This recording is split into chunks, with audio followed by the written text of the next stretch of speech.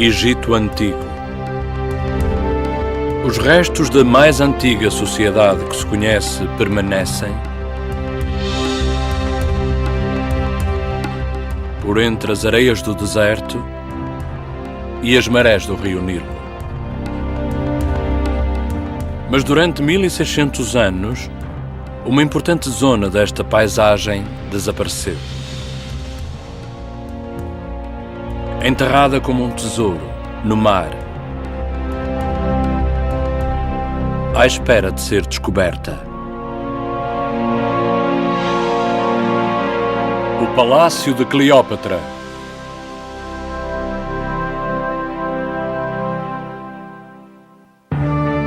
Egito. Durante 5.000 anos, uma grande civilização nasceu aqui e deixou um legado deslumbrante, repleto de imagens que mostram riqueza, adoração, poder e orgulho. Um povo que detinha uma fé incrível na vida depois da morte e que encontrou expressão nos enormes templos e túmulos e que depositou a sua fé nos faraós para o liderar e proteger. Cada faraó deixou marcas indestrutíveis. Ramsés II, o construtor do grande império, e Tutankhamon, o rapaz rei. Mas o faraó mais famoso não desapareceu. Cleópatra, o rosto que lançou milhares de lendas. A sua história começa em Alexandria, uma cidade às portas do rio Nilo, na costa do mar Mediterrâneo. Foi fundada em 332 a.C. por Alexandre o Grande, que conquistou o Egito para o seu império em expansão. Após a morte de Alexandre, a cidade caiu nas mãos do general Ptolomeu I e os gregos passaram a controlar o Egito. 100 anos depois, Alexandria era a cidade mais famosa do mundo. Um centro cultural e de aprendizagem que atraía os melhores académicos e artistas da época. Foi crescendo como um porto de comércio entre a Europa e a Ásia. Os navios que viajavam da Índia e de Roma procuravam o mítico farol, uma das 7 maravilhas do mundo antigo. A ocupação grega de Alexandria e do resto do Egito durou uns 300 anos, até à era de Cleópatra.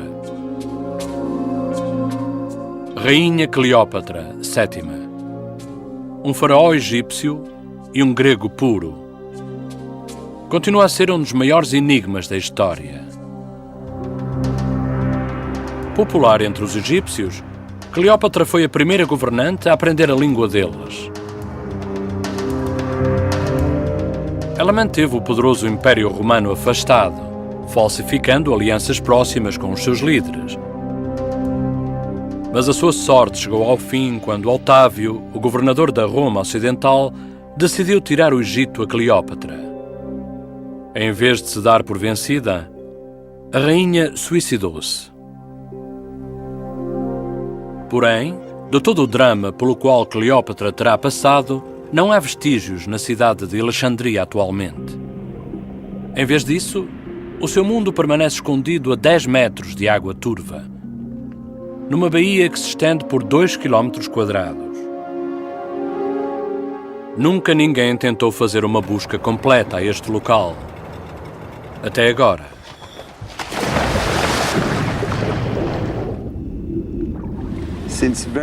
Há muito tempo que eu sonho vir a este sítio, devido ao mistério deste local.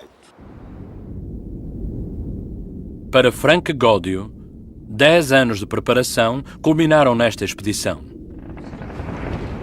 Ex-conselheiro financeiro, abandonou a sua carreira de sucesso para seguir os traços de Cleópatra a tempo inteiro. E é aqui que espera encontrá-la.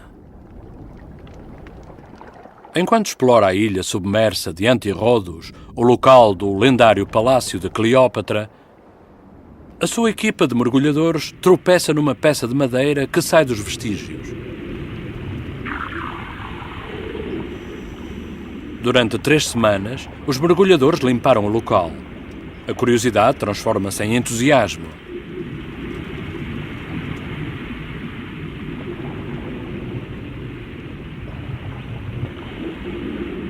São os destroços de um navio antigo com mais de 30 metros de comprimento. A grande surpresa para a equipa e para mim, nesta época, foi a descoberta dos destroços no porto da ilha de Antirrodos.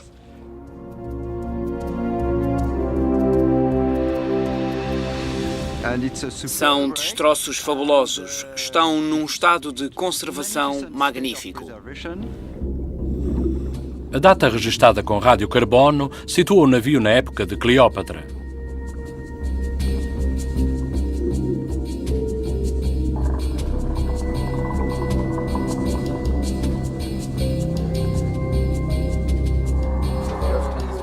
Gódio pede ao artista Patrice Sandrin para fazer um esboço do enorme navio.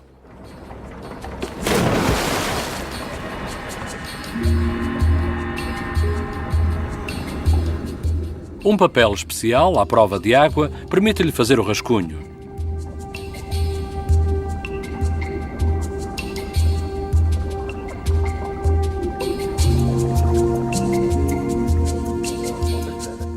Vamos agora transferir as medidas do fundo do barco feitas pelo Patrice. Aos poucos começamos a ver a forma e os detalhes dos destroços. O tipo de construção vai levar-nos a definir a data exata da construção do navio, o autor e com que propósito foi construído, o que é muito, muito importante neste caso. Os desenhos e as filmagens de Sandrin são enviados para o Dr. Steve Vinson, da Universidade de Chicago, um especialista em navios antigos e em navegação. Uns bons destroços de navios antigos são sempre uma boa surpresa. Na verdade, o local onde eles estão a fazer as buscas é o fundo do navio, onde se acumulam as sujidades e porcarias. Basicamente, fica por baixo da direção do navio. Um modelo de computador ajuda o Dr. Vinson a dar vida ao navio. Como se pode ver, nem todas as armações atravessam a quilha. O desenho deu-me a primeira pista, porque com ele consegui ver o aspecto geral. Temos uma linha central, a quilha, que é este membro pesado e longitudinal que começa na parte da frente do navio até à parte de trás. Para lá da quilha existem inúmeras peças que vão de um lado ao outro, às quais chamamos de costada ou de armadura. Para os padrões da altura, o navio era bastante grande, 30 metros de comprimento, com vigas muito grossas que mediam 8 metros de uma ponta à outra. Vinson acha que é um navio de carga. Se ele estava a sair do Egito, podia estar a transportar cereais. As estatísticas dizem que os navios de cereais do Egito para Roma transportavam cerca de 50 mil toneladas por ano. Um navio de carga deste tamanho podia transportar 300 toneladas de cereais ou vinho armazenados em compartimentos apertados. A riqueza do Nilo que enriqueceu Cleópatra. Terão passado de navio pelo Egito muitos bens de luxo provenientes da China, da Índia e da África subsaariana. Terão passado também seda da China, especiarias da Arábia, incensos e perfumes de África, animais exóticos e leões para devorarem os cristãos.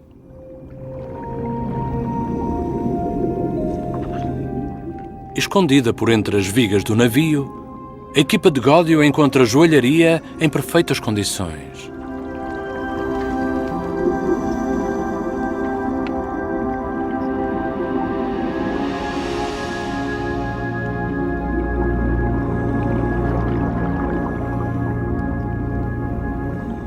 Todos os dias temos surpresas com estes vestígios. Primeiro descobrimos-lo e o seu tamanho é bastante impressionante. Temos também peças luxuosas, peças de muito boa qualidade. Este é o fundo de uma delicada e bonita taça. Encontramos também um gancho de cabelo em marfim. Temos também um anel de ouro muito engraçado. Muito bonito. E temos este importante e delicado anel de ouro. É um anel de ouro com pedras semi-preciosas, onde está gravada a crista de uma ave, um entalhe que era utilizado como carimbo, por exemplo. Depois de semanas a limpar os vestígios do navio, os mergulhadores encontraram um buraco enorme, o ferimento que provocou o afundamento do navio há 2000 anos. Porém, não há maneira de descobrir se isto foi o resultado de o casco ter batido no Recife ou se a causa terá sido uma guerra. Poderá demorar anos a resolver o mistério deste navio no porto de Cleópatra. Este é um dos navios antigos mais bem preservados que até hoje se encontrou. Um navio que Cleópatra terá visto a navegar do seu palácio real. O palácio que Frank Godio está determinado a encontrar. Há 2000 anos, Alexandria era a cidade mais rica do mundo. Maior do que Atenas e Roma.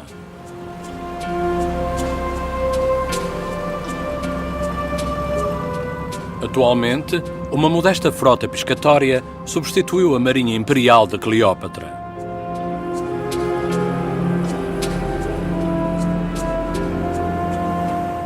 Algures nestas águas estão os palácios onde ela seduziu os homens mais poderosos da terra. Júlio César, de Roma,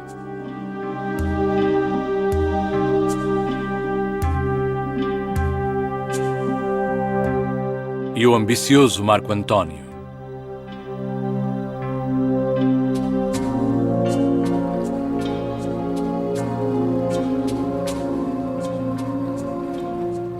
Mas o tempo foi cruel para Alexandria. 4 séculos após a morte de Cleópatra, terremotos e um enorme maremoto derrubaram os palácios da linha da frente do porto.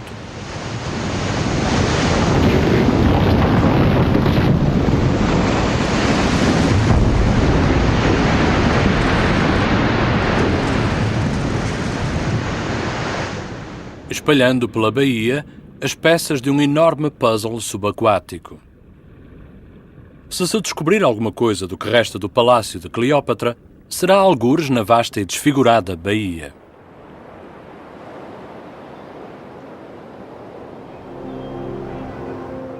De 2 a 10 metros de profundidade, a baía tem mais de 2 quilómetros quadrados. Godio precisa de um ponto de partida para a caça ao seu tesouro. O seu único guia é uma voz tímida da antiguidade.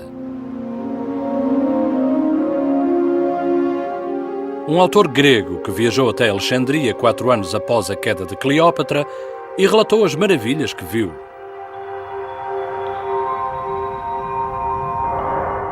Chamava-se Estrabão e descreveu uma cidade morada com um grande farol, uma das 7 maravilhas do mundo.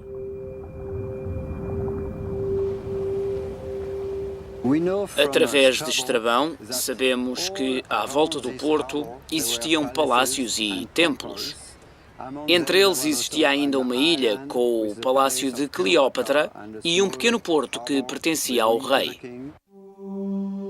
Vários mapas foram feitos baseados nos relatos de Estrabão, mas apenas a exploração subaquática poderá providenciar os pormenores que ainda faltam. A visibilidade é um problema. Os mergulhadores dificilmente conseguem ver mais do que 2 metros através das águas turvas, e a mais pequena agitação desperta séculos de lodo depositado.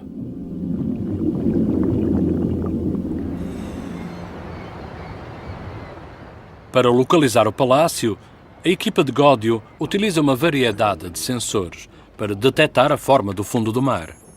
O porto é examinado para se detectarem as alterações no campo magnético do planeta Terra. Isto indica que podem existir estruturas enterradas no fundo. As imagens são combinadas com os sons das profundezas para produzir um breve esboço das represas e do porto submersos.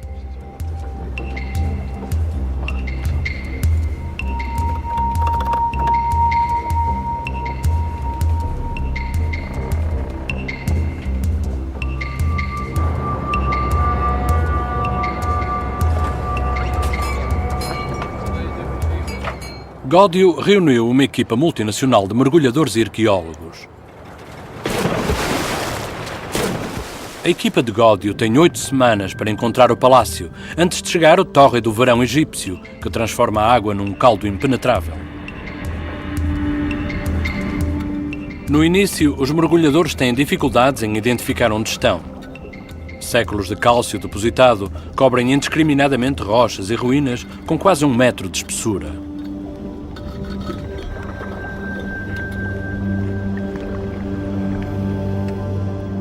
À medida que os mergulhadores retiram esta camada, a riqueza e a grandiosidade das peças da antiguidade ficam a descoberto.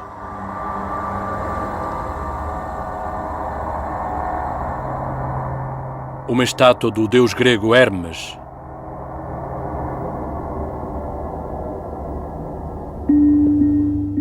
Uma serpente enrolada, guardiã da cidade.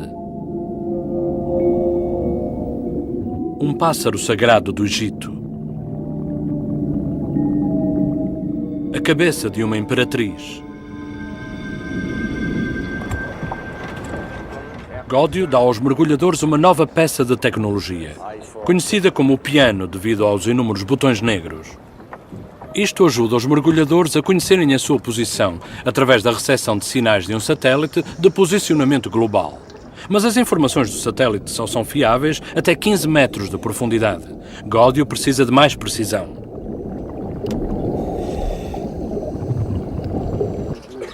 Ele encontra uma solução moderna, num forte medieval.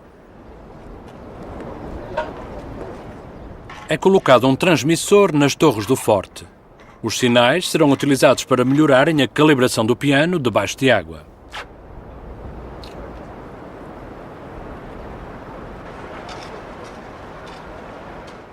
Este receptor está ligado a 2 antenas. A primeira recebe o sinal do satélite.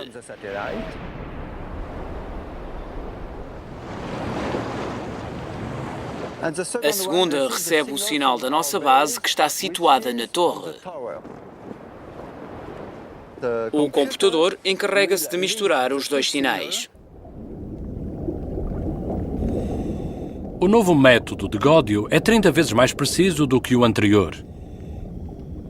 Esta foi a primeira vez que se utilizou um sistema GPS na arqueologia subaquática e permite a Gódio e à sua equipa conhecer a longitude e a latitude exatas de cada local, com uma margem de erro de 1,5 metro. Os resultados das pesquisas com o GPS são impressionantes. Frank Gódio é capaz de desenhar um mapa exato da cidade desaparecida.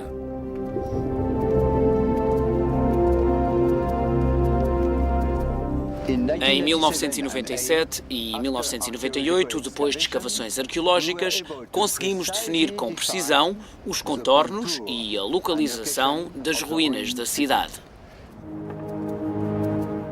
A equipa de Gódio usa boias vermelhas para marcar os contornos das descobertas submersas. Seguindo as pistas de Estrabão, Gódio é agora capaz de trazer o mundo perdido à superfície.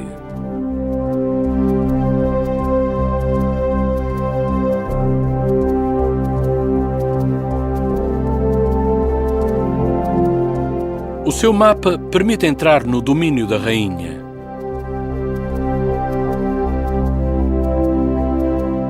O palácio onde Cleópatra seduziu Júlio César. O poderoso comandante da Legião Romana.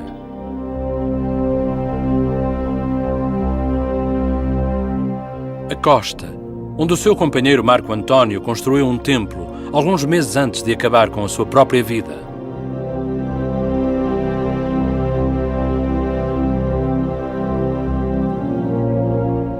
E, finalmente, Antirrodos, a ilha real de Cleópatra.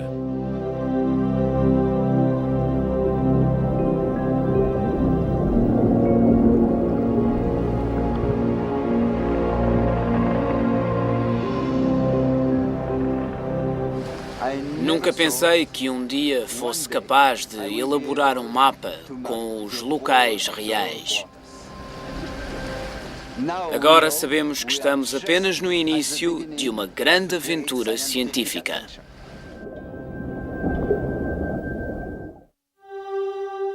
Pela primeira vez em quase 2000 anos, os palácios reais da rainha Cleópatra podem receber novos visitantes.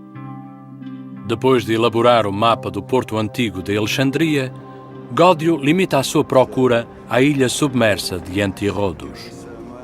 Depois podemos avançar com o mergulho na outra parte. Foi aqui, em 26 a.C., que o geógrafo Estrabão viu a casa de verão de Cleópatra, 4 anos após a sua morte. Mas ele não dá pistas da localização do palácio.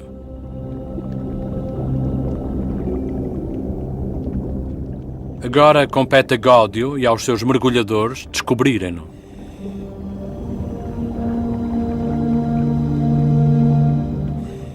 Uma escavação arqueológica é como um puzzle. Existe muito pouca informação para preencher os espaços. O próprio local é enorme. São 27 hectares de águas tão turvas que a visibilidade fica limitada ao comprimento de um braço.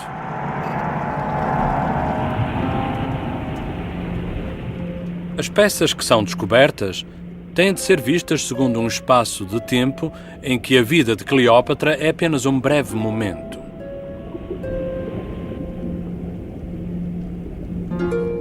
Neste tesouro da história, os artesãos deixaram pistas importantes. 8 blocos inscritos com hieróglifos egípcios. Uma informação riquíssima para o mundo dos académicos que os conseguem decifrar.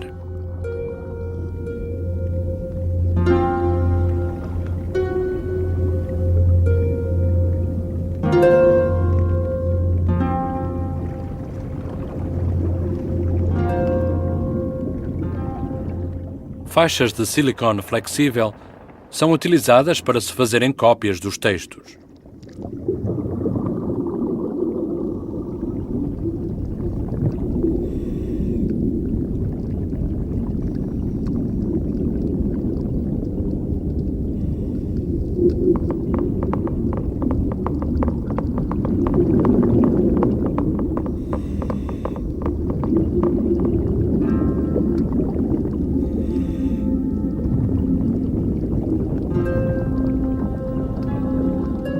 Uma das inscrições é uma dedicação a deuses cujo culto terminou cerca de 1000 anos antes do nascimento de Cleópatra.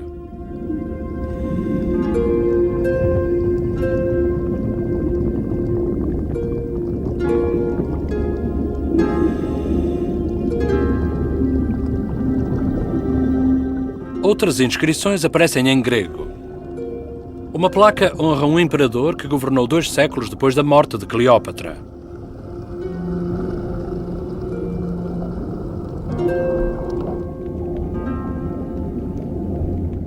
Na parte oriental da ilha submersa, os mergulhadores descobrem 2 longas filas de estacas de madeira. São a base da construção de um molho antigo e é uma pista valiosa. A idade da madeira pode ser determinada.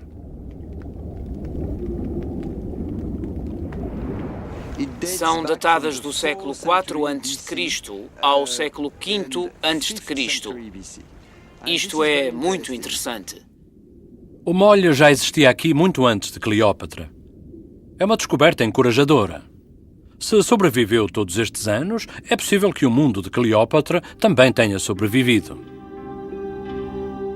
Na altura em que Cleópatra assumiu o trono, Antirrodos era um porto próspero.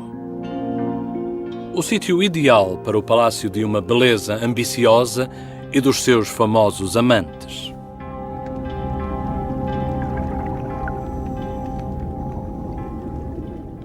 Enaltecido pelas descobertas do antigo cais, Gódio procura restos de edifícios do período do reinado de Cleópatra. Pelo porto, os mergulhadores revelaram dúzias de colunas gregas distintas. Os antepassados de Cleópatra vieram da Grécia e importaram o seu estilo para o Egito. Extremidades afiadas relembram as colunas encontradas em Atenas, mas estão inscritas em granito proveniente do Egito.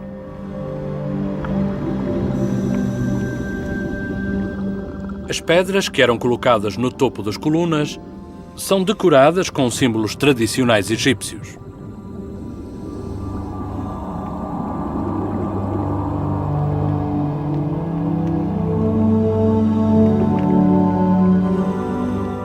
Os pilares terão formado coberturas elegantes que protegiam a rainha e os seus acompanhantes enquanto entravam para os navios reais.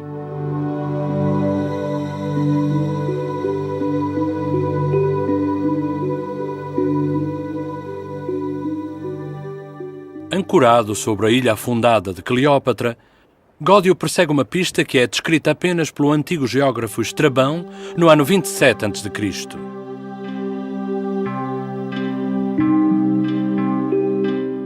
Gódio sabe que existia um palácio na ilha de Antirrodos.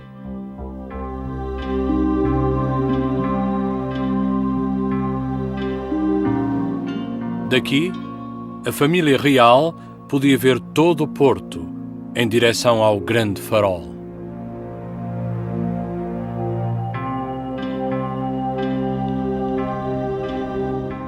Os mergulhadores de Gódio limparam as ruínas encrustadas na zona sudoeste da ilha submersa. Agora, o trabalho compensa.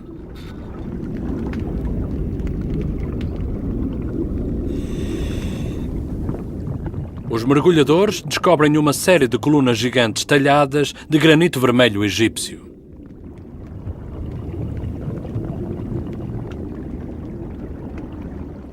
Na parte sudoeste da ilha de Antirrodos, encontramos uma acumulação de colunas de granito vermelho, caídas à entrada do porto. Contamos 60 peças. São enormes e têm mais de 1 metro de diâmetro.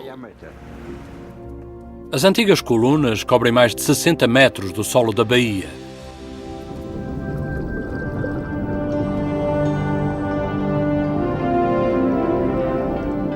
Peças de olaria partidas por entre elas sugerem que caíram durante um terremoto, séculos depois da morte de Cleópatra.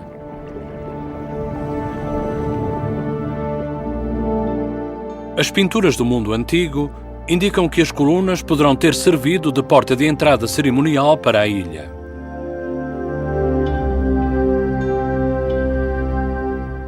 As colunas traduzem a majestosidade dos seus donos. Algumas têm mais de 7 metros de altura. Uma entrada magnífica, digna de uma rainha.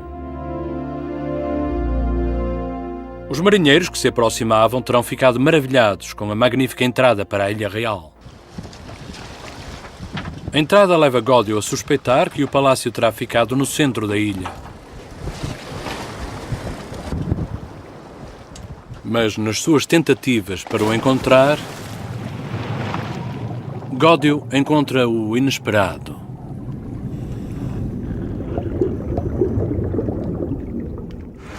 Um dia, eu estava a mergulhar sozinho na ilha de Antirrodos e a limpar um bloco de granito.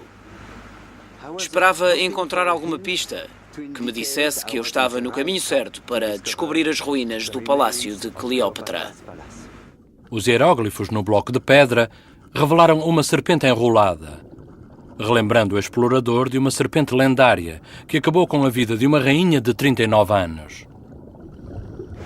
Mesmo não sendo do período de Cleópatra, considerei-a um bom presságio para a minha investigação.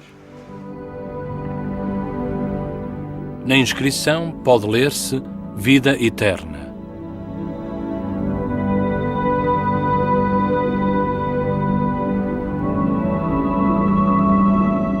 Em breve seriam encontradas outras dúzias de blocos.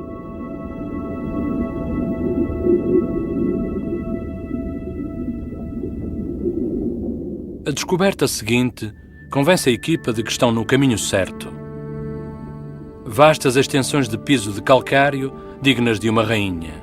550 metros quadrados por toda a ilha, formando uma série de esplanadas à beira-mar. Foram encontradas mais colunas caídas, que parecem formar um corredor antigo que conduz presumivelmente ao palácio.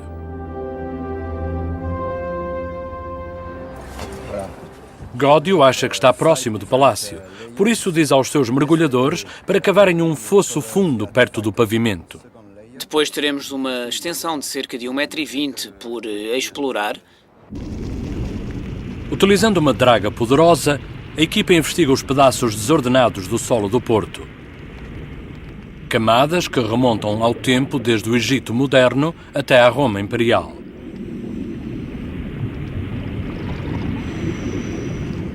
A equipa demora 3 semanas para atingir a camada em que tem mais interesse.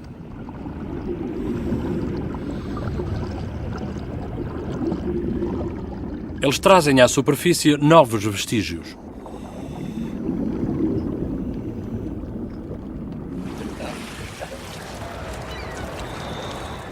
Pensamos que a camada que descobrimos ontem com esta cerâmica data do tempo de Cleópatra.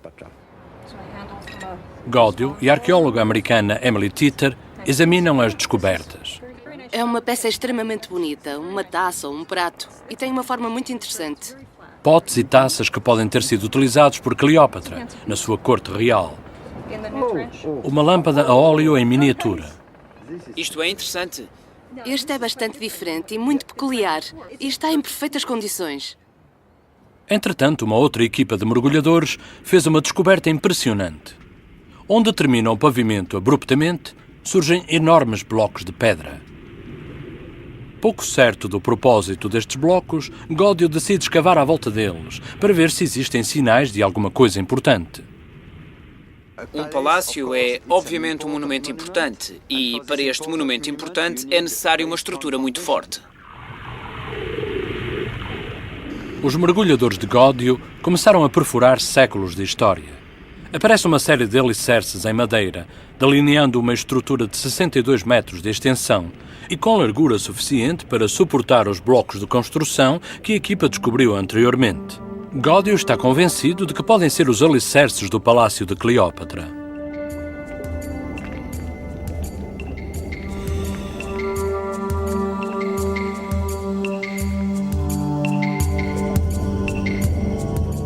A datação da madeira indica que esta estrutura foi construída 200 anos antes do nascimento de Cleópatra. Gódio acha que este foi o palácio que Cleópatra herdou enquanto rainha.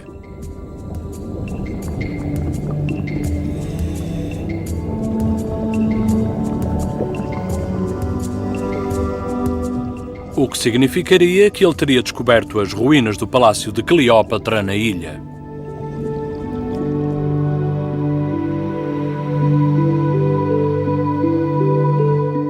Nós imaginamos que ela tenha passado algum tempo neste palácio quando Júlio César veio para Alexandria, ou mais tarde com Marco António, claro. A arte clássica oferece algumas pistas relativamente ao aspecto do palácio. Altas colunas gregas erigidas em solo egípcio e coberturas que providenciavam sombra à realeza. Mas como é que era, na realidade, este palácio?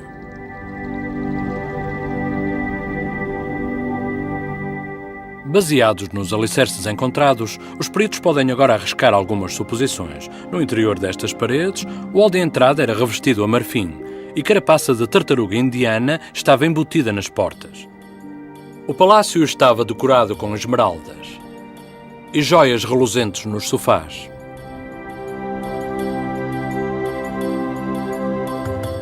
Foi aqui que, há 2000 anos, a rainha de uma nação outrora grande tentou salvar o seu povo da conquista. O caso amoroso de Cleópatra com Júlio César e Marco António transformaram-se em lendas duradouras. Dois temíveis guerreiros, arrebatados por uma beldade real e ofuscados pela riqueza da sua dinastia. Sinto-me privilegiado por poder tocar no pavimento que outrora Cleópatra pisou. Gódio descobriu o edifício principal do Palácio de Cleópatra. Mas sabe que a sua exploração na ilha ainda não terminou. Os mergulhadores descobriram algo invulgar ali perto. Algo que apanharia qualquer um de surpresa.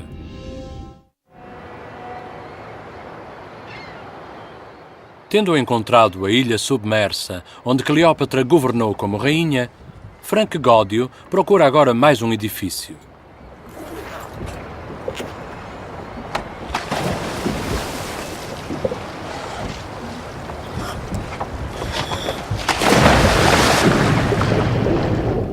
Um templo que pertencia a Cleópatra. O seu templo pessoal.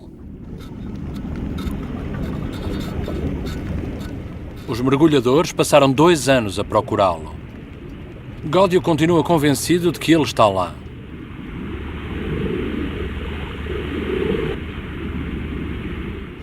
Para os egípcios, o que realmente interessava era a vida depois da morte. Só os templos eram construídos para durar eternamente. Os palácios, não.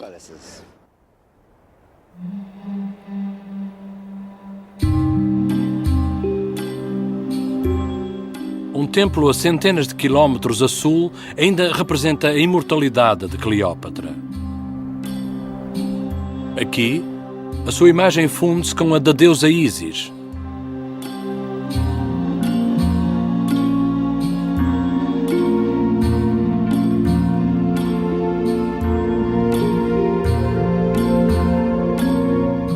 Ísis controlava o poder da fertilidade. As mulheres imploravam-lhe a bênção para as suas crianças. Ela controlava o fluxo anual do rio Nilo, que era essencial para as colheitas. Para milhares de veneradores no Egito e por todo o Império Romano, Cleópatra era Ísis. Nas procissões religiosas, a rainha Cleópatra vestia-se como a própria deusa. Afinal, o que é que restou do templo de Cleópatra?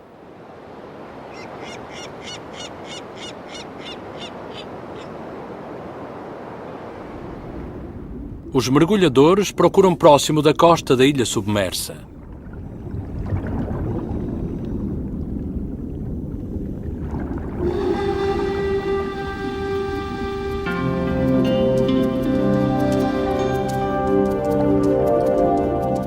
É encontrada uma estátua elaborada, mas a sua identidade não é imediatamente reconhecida.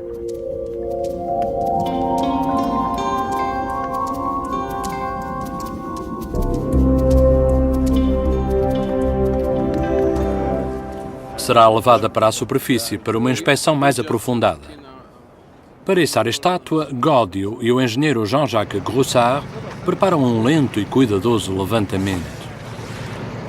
Para evitar que a estátua se desfaça em bocados no pavimento rochoso que está por baixo.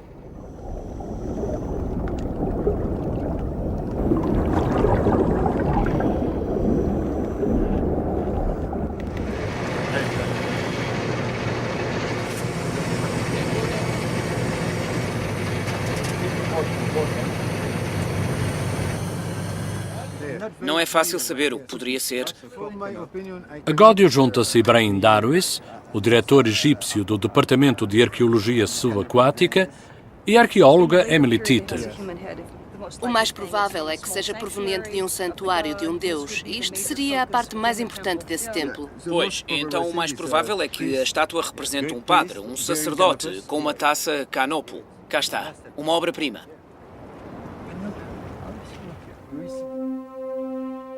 Um sacerdote dá homenagem de Cleópatra à deusa Ísis. Ele tem uma taça chamada canopo, cheia de água benta do Nilo Sagrado. É uma descoberta valiosa. A primeira estátua de canopo encontrada no Egito.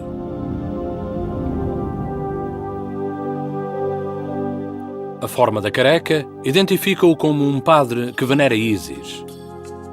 O seu corpo era completamente barbeado, de 3 em 3 dias, para estar puro e para se preparar para rezar à deusa e assegurar a fertilidade do Nilo.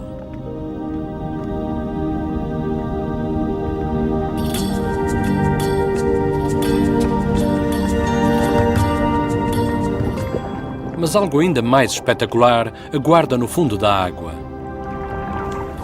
2 esfinges perfeitas.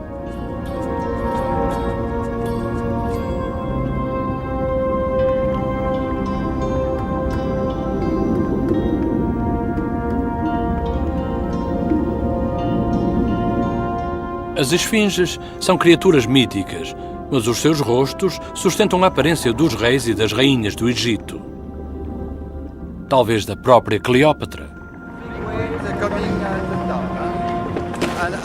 Frank Godio ordena que sejam içadas ambas as esfinges, para que possam ser analisadas na totalidade.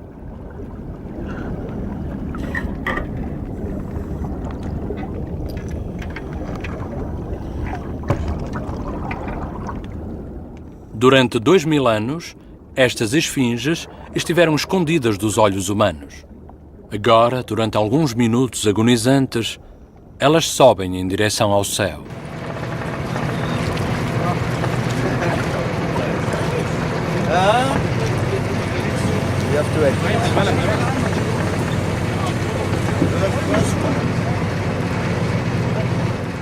O que me espanta é a cara. Sim. Como pode observar, a preservação do rosto não foi destruída pela natureza. Mas infelizmente não há inscrições. Em termos estilísticos, seria fácil de datar devido ao arredondamento da cara e aos ombros. É muito bonito. Para os mergulhadores, depois de meses de exploração na escuridão, é um momento de alegria. Cada uma das esfinges é preparada para um molde em silicone. É aplicada vaselina para lubrificar a superfície. Vão ser enviados modelos em tamanho real para especialistas que possam ajudar a resolver o enigma das esfinges.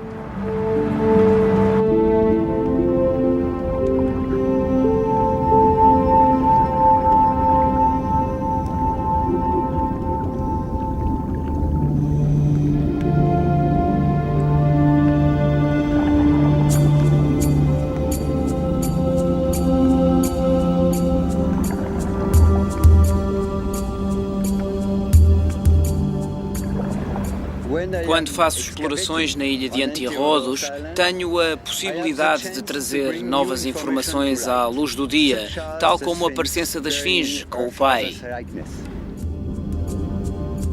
Durante o reinado de Cleópatra, as esfinges eram frequentemente usadas como guardiãs espirituais dos templos. A descoberta das esfinges num local tão próximo do padre da Taça Canopo leva a crer que Godio encontrou o templo que procurava. Estavam numa área pavimentada, perto das colunas de granito vermelho.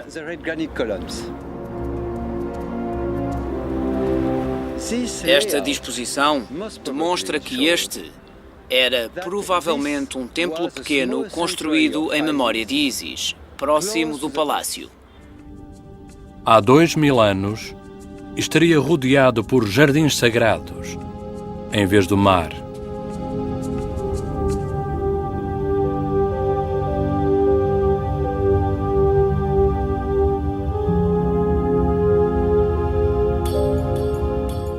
Quando a deusa Ísis se transformava em humano, Cleópatra terá tido aqui algumas procissões, rituais sagrados, abençoados por padres que adoravam Ísis, purificados pelas águas sagradas do Nilo, através das taças de Canopo.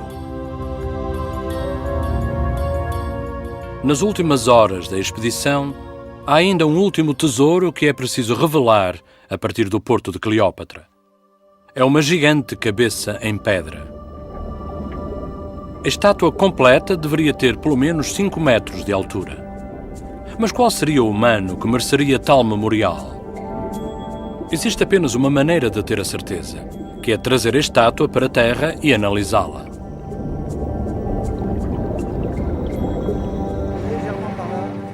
De imediato, Godio reconhece o rosto. É o ditador romano Otávio, o inimigo de Cleópatra. Quando o seu poderoso exército invade Alexandria, Cleópatra prefere o suicídio à rendição.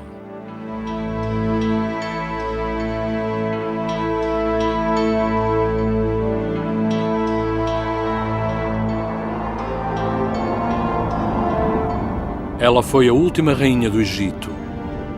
E agora um poderoso romano reclama o seu reino.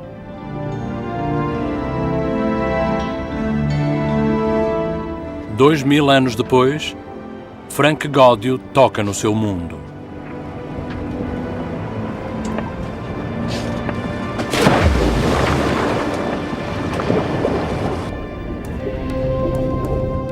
À medida que se prepara para regressar a casa, a equipa de Gódio tem uma última tarefa.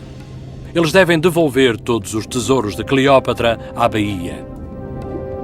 As autoridades egípcias determinarão o seu destino.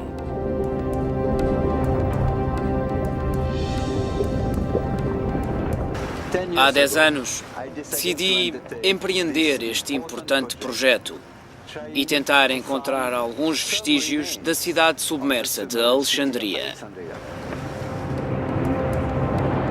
O que Gódio descobriu abre um novo capítulo na arqueologia do Egito e revelou novas informações sobre a lendária rainha que o mundo jamais esquecerá.